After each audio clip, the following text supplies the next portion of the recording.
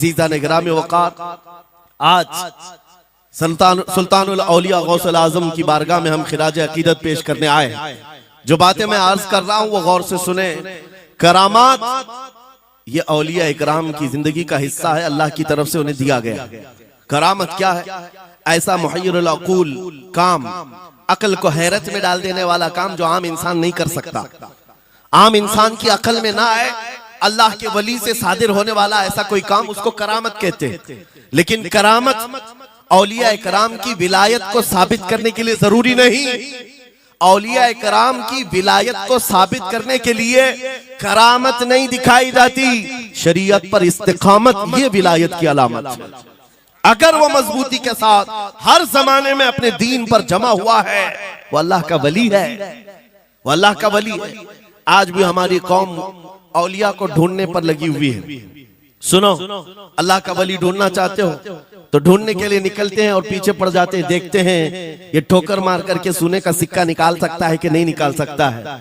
औलिया को इन्हीं बातों पर आज भी लोग परखते हैं, सोचते हैं कि अभी बाबा आसमान पर उड़ेंगे तो मैं समझ लूंगा अल्लाह के वली हैं, पानी पे चल के दिखाएंगे तो मैं समझ लूंगा अल्लाह के वली हैं। मैं यहीं बैठा हूँ, अचानक मेरे पास पैसों का थैला खोल के दे दें, अल्लाह के वली होंगे।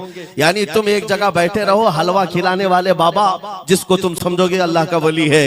मेरे अजीजों, ये जो चीजें तुम समझ बैठे हो अल्लाह के वली के लिए, ये जरूरी नहीं, बल्कि ये देखो कि वो नबी पाक की शरीयत पर कितना कायम है, मेरे नबी के रास्ते पर कितनी मजबूती से जमा हुआ है। मैं आपको पूछता हूँ, सैयदुल शुहदा इमाम अली मकाम इमाम हुसैन आजम से बढ़कर अल्लाह का वली कौन? अल्लाह का वली कौन है? सारे औलिया इकराम की निस्बत वहां जाकर खत्म होती है। उस हुसैन आजम को देखें, करबला के मैदान में अपने बच्चों की कुर्बानी के सामने भी जमे रहे, डटे रहे, करामत का इजहार नहीं किया, शरीयत पर इस्तिकामत लोगों को दिखाया। दुनिया में जैसी भी आफतें आ जाएं, मुसीबतें आ जाएं, अगर दीन मुस्तफा पर जमा हुआ है, इस्तिकामत के साथ खड़ा हुआ है, वो उसकी सबसे बड़ी विलायत है, वो सबसे बड़ा वली है। अल्लाह का वली वो है जो शरीयत पर जमा हुआ है, डटा हुआ है, कायम है। और करामात औलिया इकराम की जिंदगी का एक छोटा हिस्सा है, छोटा हिस्सा है। और इस्तिकामत ये बहुत बड़ा हिस्सा है।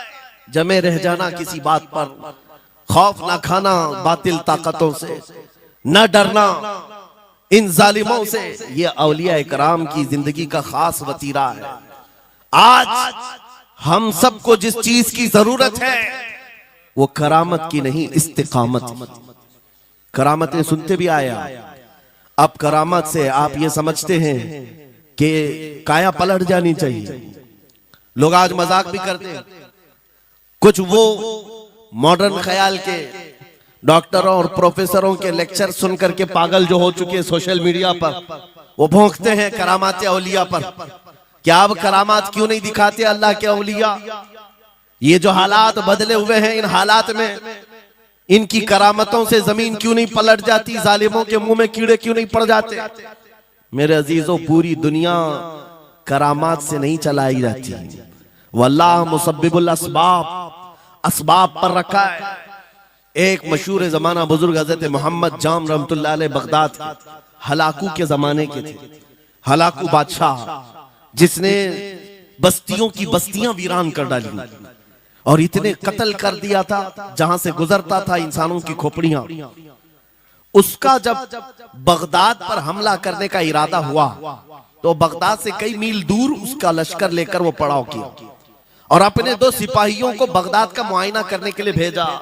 और उसकी दहशत तारी थी सब शहरों में, हलाकू अगर आ गया तो हिलाक हो जाएंगे, इसके फौजी सबको बर्बाद कर डालेंगे।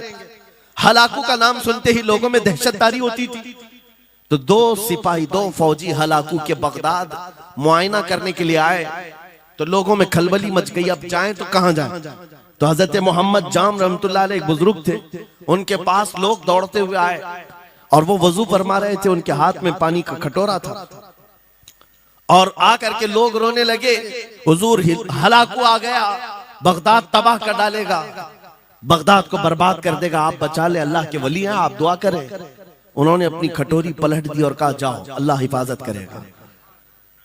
रिवायत में मिलता है कि वो दो सिपाही ढूंढते ढूंढते रह गए, उनको बगदाद नजर ही नहीं आया। कोई बगदाद का न घर दिखा, न महल, न रास्ता, कुछ नहीं। वापस वो अपने बादशाह के पास जाकर कहते हैं हम तो बहुत ढूंढ करके आए, बगदाद मिला ही नहीं।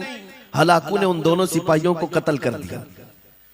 कहा कि तुम झूठ बोलते हो, मुझे बगदाद की रोशनी यहां से दिखती है और तुम्हें कैसे नजर नहीं आया? या तो तुम निकम्मे हो या तो फिर मेरे साथ धोखा कर रहे हो। कत्ल कर दिया। दूसरे दिन अपने खास दो वजीरों को भेजा कि जाओ बगदाद का मुआयना करके आओ, गलियां, वहां की सड़कें और वहां की महल्लात, वहां की इमारतें देख आओ।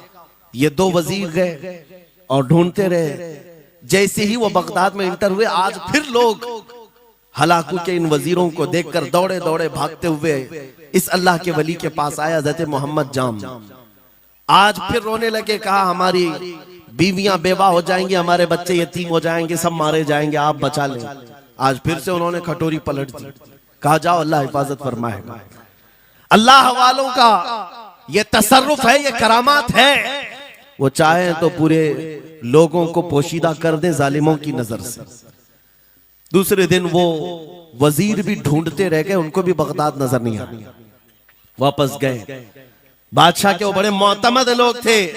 कहा कि हम भी गए लेकिन हमको बगदाद नजर नहीं आया। हलाकू को बड़ा ताज्जुब हुआ, ऐसा कैसे हो सकता है?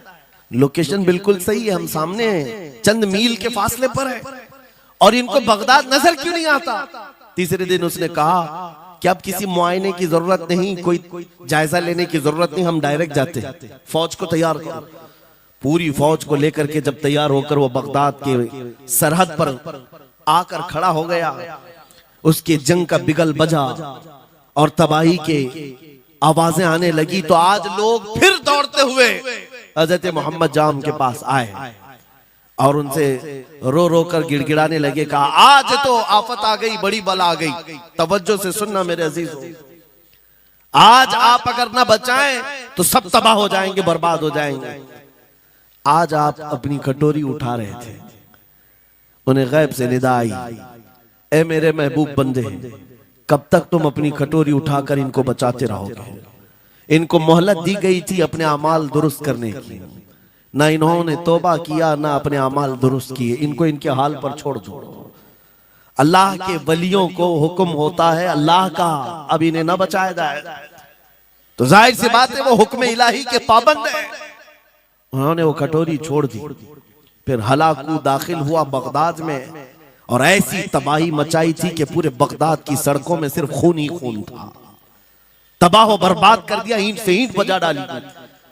इस वाक़े को मैंने पढ़ा, उसके बाद ये महसूस हुआ अल्लाह के औलिया कराम मदद जरूर करते हैं, लेकिन एक वक्त तक, जब वो वक्त आ जाए अल्लाह की तरफ से मना हो जाए कि ये कौम बड़ी सरकश है, अब इनकी मदद ना की जाए, तो फिर ये हाथ उठा लिया करते हैं और इनको हालात पर छोड़ दिया जाता है।